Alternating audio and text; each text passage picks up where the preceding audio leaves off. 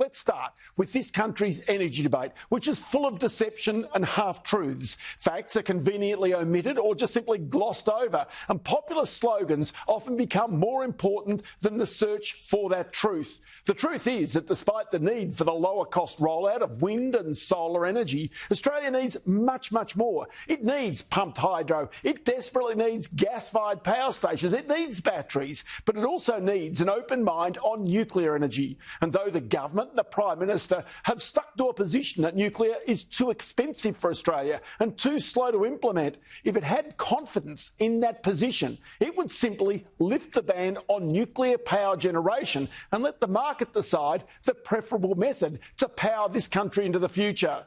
Because all the arguments about the relatively high cost to build a nuclear industry ignore one vital fact, and that is the mind-blowing demand for electricity that data centres now and in the future will require. And the further down the artificial intelligence path we move, the more electricity that will be needed. And don't listen to me about this. Listen to Craig Scroggie, the chief executive and founder of Australia's biggest data centre company, NextDC, from when we spoke to him a few months ago.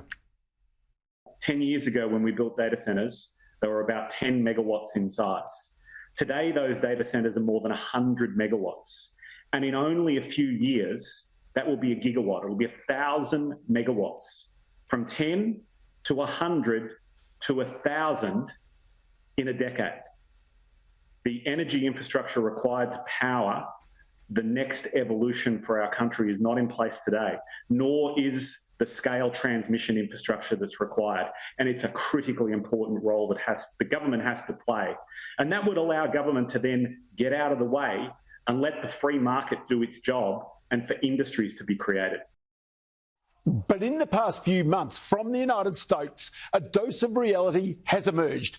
In March, America passed a bipartisan bill to speed up the development of new generation nuclear power plants. In September, Microsoft signed on with Constellation Energy with a controversial plan to revive the 3 Mile Island nuclear power plant in Pennsylvania. Now, 3 Mile Island's number 2 reactor, remember, is the site of the 1979 partial meltdown, which remains the most serious nuclear accident in US history. Then this week, Amazon said it will invest to develop small modular reactors created by X-Energy.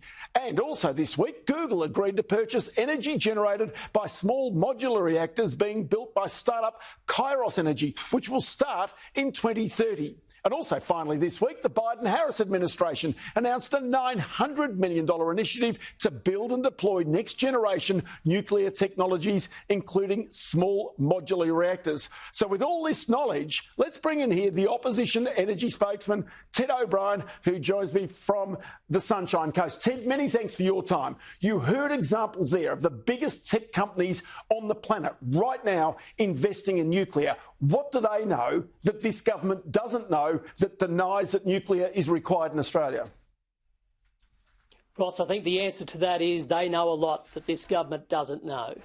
So if we take a step back, we know that the most advanced economies in the world are embracing nuclear energy. We know from only a couple of months ago that the world's largest banks are backing nuclear energy. And as you've just laid out, some of the world's largest companies are embracing nuclear energy.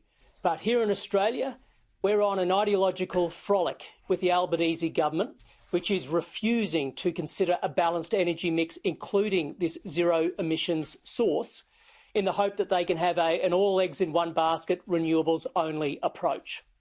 So, to my point that I made earlier, if they're truly energy agnostic, why would they not simply lift the ban on nuclear energy generation in this country, let the market decide, and as a result of that, if small modular reactors are economically viable, then somebody would go ahead and build them and connect them to the grid?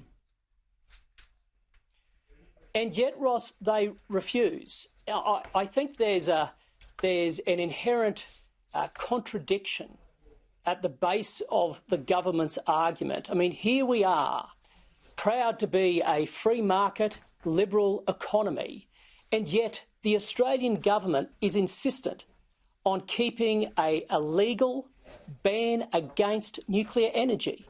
And on what grounds? Well, Anthony Albanese and Chris Bowen claim it's too expensive.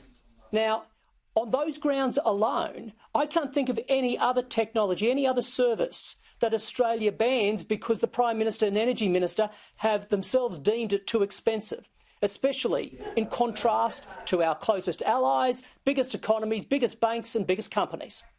So the deal that, say, Google has done with Kairos Energy, which actually uses nuclear energy in a brand new form of technology, that's the thing that gets me, because if that's the case, they're not talking about rolling it out in 2040 or 2045. They're talking about rolling out their first reactor in 2030, in barely 5 years' time. So this shows that this folly that it's actually in 15 years or 20 years' time, that seems to be really exposed simply by that argument alone. Indeed it does, and Australia's own nuclear technology advisors to the government, ANSTO, they say that small modular reactors take 3 to 5 years to construct. And so, look, the government is wrong on this stuff. Albanese and Bowen are seriously barking mad with their plan of renewables only. And Ross, we are seeing out of the United States, yes, there are plans for some of these first-of-a-kind next-generation reactors. Keep in mind they're small modular reactors.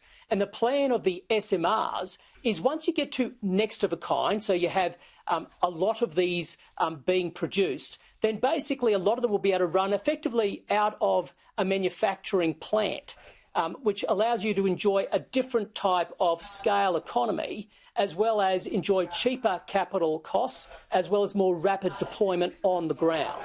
A part of our plan is to ensure that we are only in Australia considering that next-of-a-kind technology.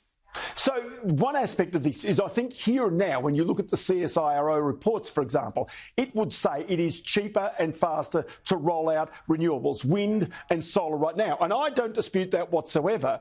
But what I say is most of the modelling completely and utterly ignores the huge demand that is coming from data centres and from artificial intelligence. And that's the reason why the country needs now to plan for this massive uplift in demand for electricity into the future. And it is inevitable that we are going to need nuclear energy in Australia. And so we better get going, Ross, is the short of it. We better hurry up and we better start moving. You know, that CSIRO Gen Cost report is full of flaws. I mean, it suggests that these plants only run 30 years. Well, they run up to 80 years, maybe longer. They suggest they only run just over 50% of the time are they on. No, they're not. If you look at the United States, about which we're speaking today, that's well over about 93% of the time they run.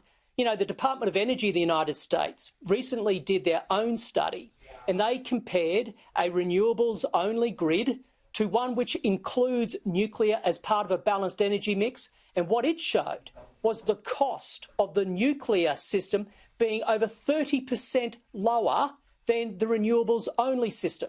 And one of the big differences for us, Ross, in Australia is going to be transmission lines. In order for the Albanese government to achieve its vision of a renewables-only grid, they are planning for up to 28,000 kilometres of transmission lines. You don't need that when you have a source of baseload power like nuclear energy that has the density of fuel, and you can leverage existing transmission lines. So that cuts capital costs from the get-go. It avoids an enormous rollout of network charges, and anyone at home or a business which looks at their energy bill, what they see is the enormous line item for network charges. That line item is only going up and up and up the more we have a renewables-only grid. So, Ted O'Brien, what I'm hearing here is that the coalition is certainly not backing away from its pro-nuclear stance going into this election. In fact, from the sounds of things, you're doubling down right now, and especially from what you're seeing in the United States. Indeed, and we have no choice if we are to truly deliver outcomes for the Australian economy, Ross. You know, Australia has a decision to make. Are we going to be part of the future economy or not? With the insatiable demand for energy that comes from artificial intelligence, we need to be part of that. We cannot vacate the field on future economic opportunity, and energy is fundamental to all of that. We have to get energy right. That's a balanced energy mix, and yes, that includes zero emissions nuclear energy. I'll tell you what, Ted O'Brien, good to have you on the program today, and many thanks for your time. Thanks very much, Ross. Well, of course, one of the barriers for the energy